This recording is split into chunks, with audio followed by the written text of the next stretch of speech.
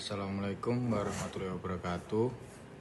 Perkenalkan, nama saya Roy Nanggara, NIM 2019 10 11 03 11169. Korupsi berasal dari bahasa Latin corruption, dari kata kerja corrumpere berarti busuk, rusak, menggoyahkan, memutarbalik, menyogok.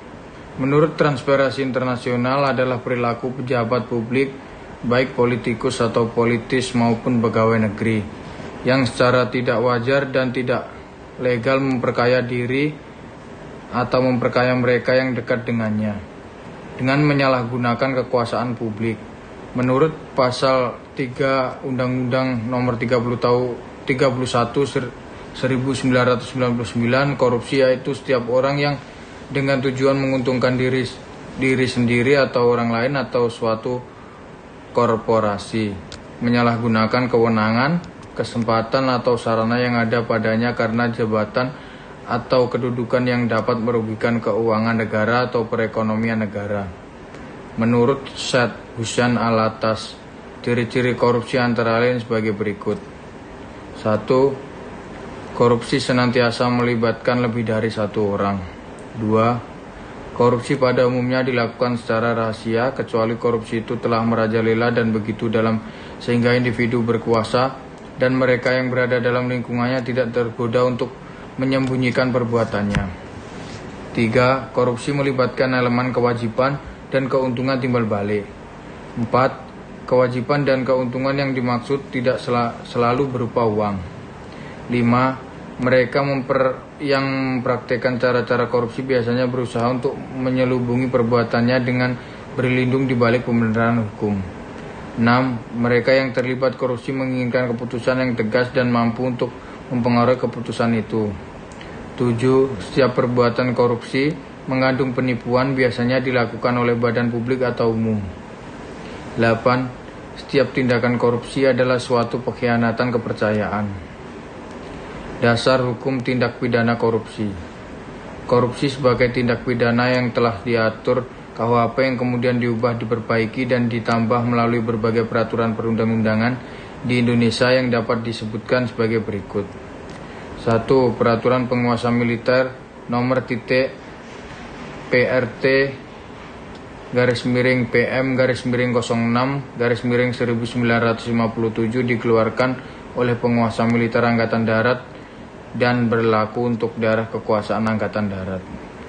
2. Peraturan Penguasaan Militer Nomor PRT/PM/08/1957 berisi tentang pembentukan badan yang berwenang mewakili negara untuk menggugat secara perdata orang-orang yang dituduh melakukan berbagai bentuk perbuatan korupsi yang bersifat keperdataan atau perbuatan korupsi lainnya lewat pengadilan tinggi. Badan yang dimaksud adalah pemilik harta kebendaan atau PHB. 3. Peraturan Penguasaan Militer Nomor PRT/PM/011/1957 yang merupakan peraturan yang menjadi dasar hukum dari kewenangan yang dimiliki oleh PHB untuk melakukan penyitaan harta benda yang dianggap hasil perbuatan korupsi lainnya sambil menunggu putusan pengadilan negeri. 4. Peraturan Penguasaan Perang Pusat Kepala Staf Angkatan Darat Nomor PRT/PRP-031/1958 serta peraturan pelaksanaannya. 5. Peraturan Penguasaan Perang Pusat Kepala Staf Angkatan Laut Nomor PRT/Z-1/7/1958. 6. Perpu Nomor 24/1960 diubah dengan UU Nomor 1/1961 menjadi UU Nomor 24 Perpu/1960 tentang pengusutan, penuntutan, dan pemeriksaan tindak pidana korupsi. 7. Kepres Nomor 52/1970 tentang pendaftaran kekayaan pribadi bagi pejabat. 8. UU Nomor 3/1971 tentang pemberantasan korupsi. 9. UU Nomor 11/1980 tentang tindak pidana suap. 10 UU Nomor 28 1999 tentang penyelenggaraan negara bebas dari kolusi, korupsi, dan nepotisme. 11 UU Nomor 30 Tahun 2002 tentang Komisi Pemberantasan Tindak Pidana Korupsi. Jenis dan dampak negatif korupsi. KPK mengidentifikasikan korupsi sebagai penyalahgunaan wewenang yang secara gamblang dijelaskan dalam Pasal 13 UU Nomor 31 Tahun 1999. Berdasarkan UU tersebut, tindak pidana korupsi meliputi 30 bentuk. Jenis-jenis tindak pidana secara umum dapat dikelompokkan menjadi 7 macam, yaitu 1. Kerugian negara, 2. Suap menyuap, 3. Penggelapan dalam jabatan, 4. Perbuatan pemerasan, 5. Perbuatan curang, 6. Benturan kepentingan, 7. Gratifikasi. Ketujuh klasifikasi tersebut merupakan tindak pidana yang terkait langsung dengan korupsi.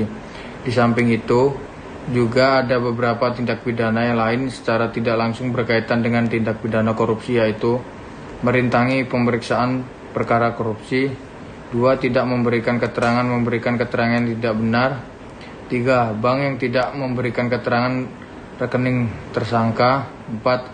Saksi atau ahli yang tidak memberikan keterangan atau memberikan keterangan palsu. Assalamualaikum warahmatullahi wabarakatuh. Nama saya Ahmad Afandi, NIM 2019 101 103 111 74 dari kelas pidana 3. Saya akan menjelaskan sedikit tentang tindak pidana pencucian uang.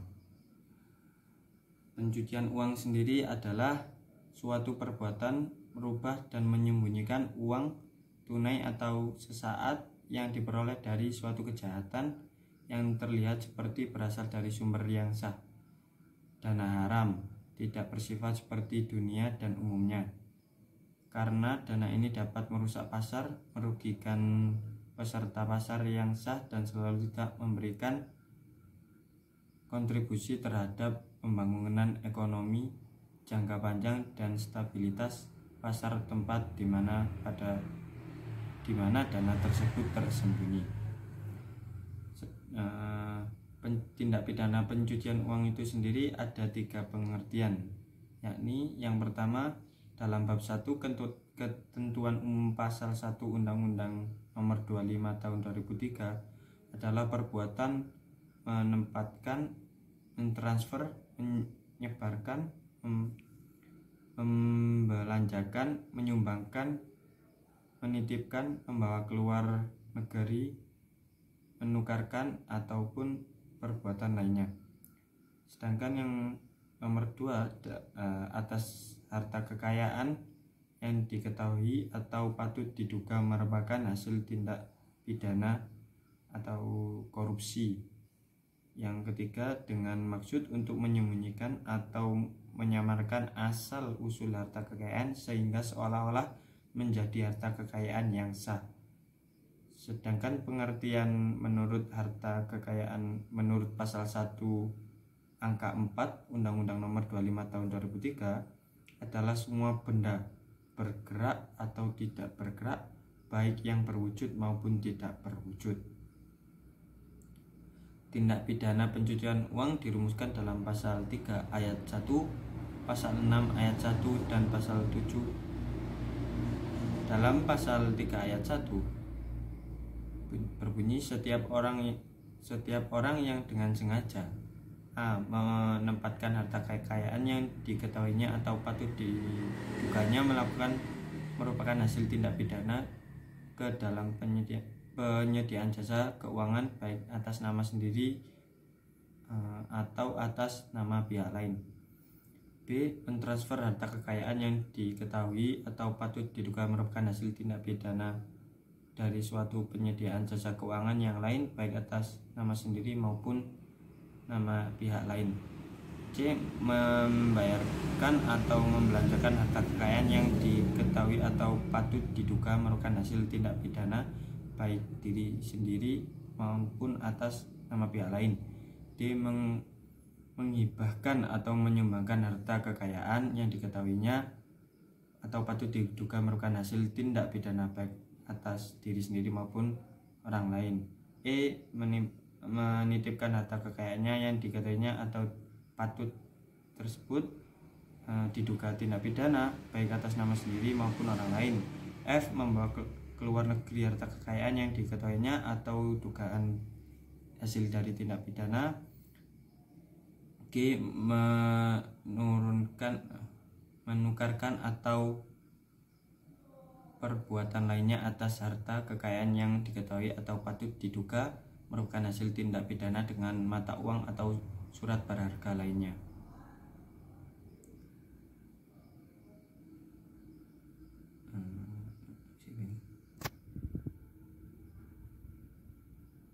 Terus lanjut ke karakteristik pencucian uang. Melihat kepada batasan jumlah kekayaan yang dapat dikategorikan sebagai hasil dari uang haram yang diklasifikasikan sebagai TPPU, yaitu di atas 500 juta rupiah yang bersumber dari pendapatan kegiatan sebagaimana dirumuskan di dalam UU TPPU, sudah barang tentu kejahatan ini dilakukan oleh orang-orang yang mempunyai tingkat sosial tinggi, orang pintar, dan orang-orang yang sudah mempunyai modal. Karena hasil pencurian ayam bahkan kerbau pun tidak masuk dalam kategori ini, penjahat seperti ini lazim disebut sebagai penjahat berdasi. Tahapan pencucian uang. Terdapat 3 tahapan dalam pencucian uang, yakni placement atau tahap penyimpanan. Fase ini memindahkan uang haram dari sumber di mana uang itu diperoleh untuk menghindarkan jejaknya, atau secara lebih sederhana agar sumber uang haram tidak diketahui oleh pihak penegak hukum. Yang kedua, layering atau pelapisan.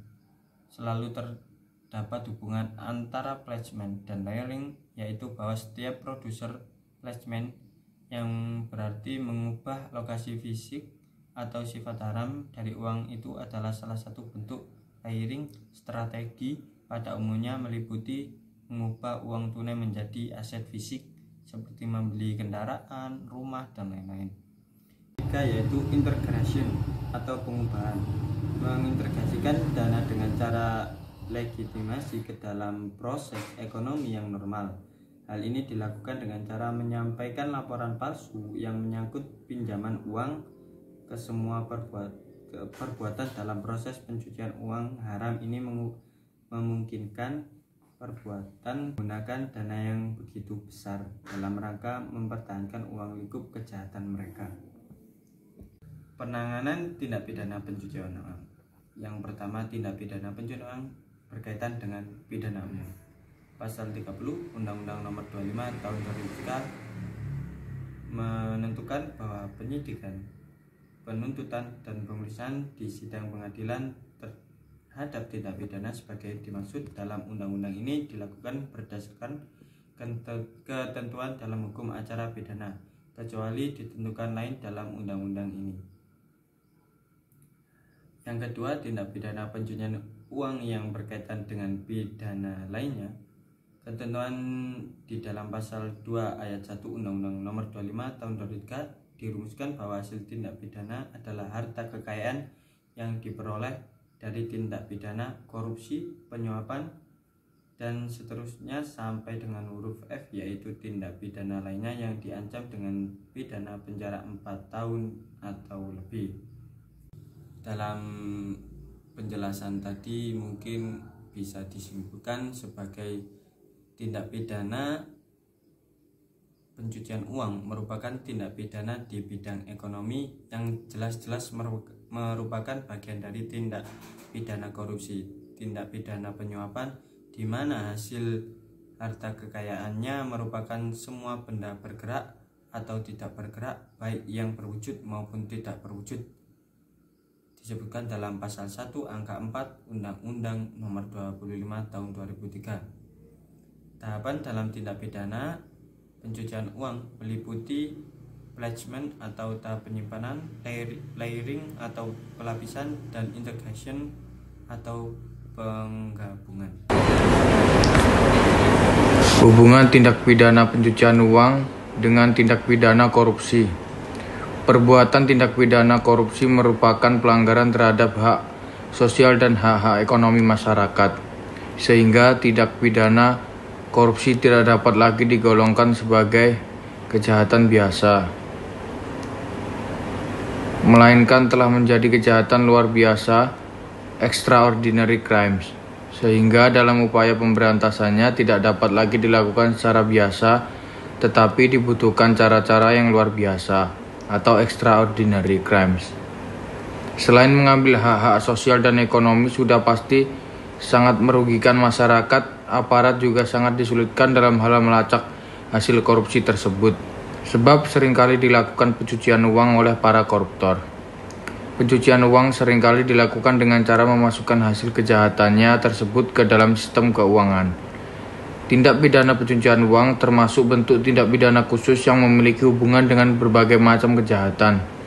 Tindak pidana pencucian uang dianggap sebagai kejahatan lanjutan, yaitu sebagai upaya pelaku untuk menyamarkan hasil dari suatu kejahatan yang telah sebelumnya dapat dinikmati hasil tersebut tanpa terlacak. Termasuk salah satunya yaitu hasil dari korupsi. Hal tersebut dapat dilihat dalam pasal 2 ayat 1 Undang-Undang Republik Indonesia Nomor 8 Tahun 2010 tentang pencegahan dan pemberantasan tindak pidana pencucian uang. Berdasarkan pasal 2 ayat 1 UU RI Nomor 8 Tahun 2010 tentang pencegahan dan pemberantasan tindak pidana pencucian uang, hasil tindak pidana adalah harta kekayaan yang diperoleh dari tindak pidana korupsi, penyuapan narkotika, psikotropika, penyeludupan tenaga kerja, penyeludupan migran di bidang perbankan, di bidang pasar modal, di bidang perasuransian, kepabeanan, bea cukai, perdagangan orang, perdagangan senjata gelap, terorisme, penculikan, pencurian, penggelapan, penipuan, pemalsuan uang, perjudian, di bidang kelautan dan perikanan atau tindak pidana lainnya yang diancam dengan pidana penjara 4 tahun atau lebih yang dilakukan di wilayah Negara Kesatuan Republik Indonesia atau di luar wilayah Negara Kesatuan Republik Indonesia, dan tindak pidana tersebut juga merupakan tindak pidana menurut hukum Indonesia dengan telah dikeluarkannya Undang-Undang Nomor 15 Tahun 2002 sebagaimana telah diubah dengan Undang-Undang Nomor 25 Tahun 2003, maka keberadaan undang-undang tersebut jelas terkait dengan undang-undang tentang pemberantasan tindak pidana korupsi dan undang-undang lainnya yang sejenis, yaitu dengan satu tujuan untuk mempersempit terjadinya tindak pidana korupsi. Karena itu, dalam pasal 2 ayat 1 Undang-Undang Nomor 15 Tahun 2002, sebagaimana telah diubah dengan Undang-Undang Nomor 25 Tahun 2003 dikemukakan bahwa hasil tindak pidana adalah harta kekayaan yang diperoleh dari tindak pidana korupsi. Ini berarti bahwa kehadiran undang-undang tentang tindak pidana pencucian uang adalah sebagai upaya untuk membantu bekerjanya undang-undang tentang pemberantasan tindak pidana korupsi. Hal itu sesuai dengan bunyi penjelasan umum Undang-Undang Nomor 25 Tahun 2003 tentang perubahan atas Undang-Undang Nomor 15 Tahun 2002 tentang tindak pidana pencucian uang, bahwa berbagai peraturan perundang-undangan yang terkait yang memindah tindak pidana asal, antara lain Undang-Undang Nomor 31 Tahun 1999 tentang pemberantasan tindak pidana korupsi sebagai telah diubah dengan Undang-Undang Nomor 20 Tahun 2001 tentang perubahan atas Nomor Undang-Undang Nomor 31 Tahun 1999 tentang pemberantasan tindak pidana korupsi. Undang-Undang Nomor 30 Tahun 2002 tentang Komisi Pemberantasan Tindak Pidana Korupsi. Jadi dapat disimpulkan bahwa hubungan antara tindak pidana korupsi dengan tindak pidana pencucian uang, yaitu tindak pidana korupsi adalah kejahatan asal dari tindak pidana pencucian uang. Sebaliknya, tindak pidana pencucian uang adalah kejahatan lanjutan dari tindak pidana korupsi. Tindak pidana asal adalah tindak pidana yang menjadi pemicu terjadinya tindak pidana pencucian uang, diantaranya yaitu tindak pidana disebutkan dalam pasal 2 ayat 1 Undang-Undang Republik Indonesia Nomor 8 Tahun 2010 tentang pencegahan dan pemberantasan tindak pidana pencucian uang.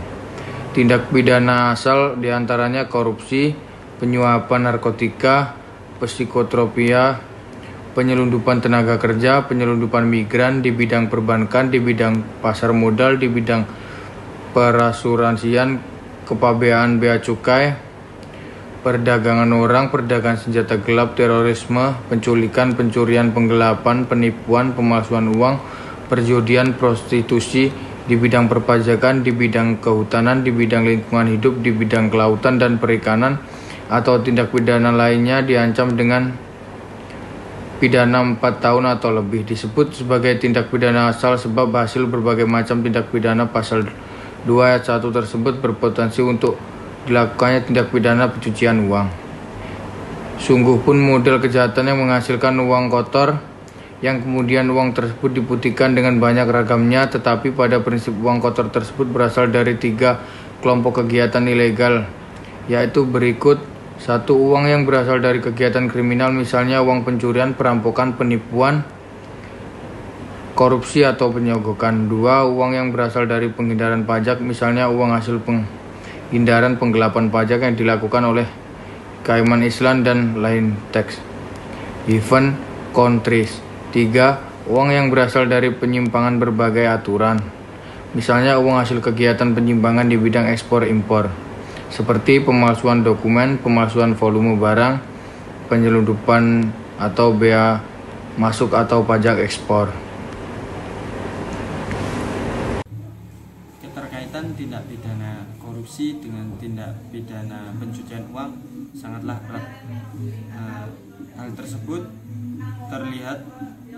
terlihat dalam pasal 2 ayat 1 Undang-Undang Nomor 8 Tahun 2010 tentang pencegahan dan pemberantasan tindak pidana pencucian uang, rumusan delik dalam UU TPPU, dan pembuktian tindak pidana asal diatur dalam pasal 3 dan pasal 4 dan pasal 5.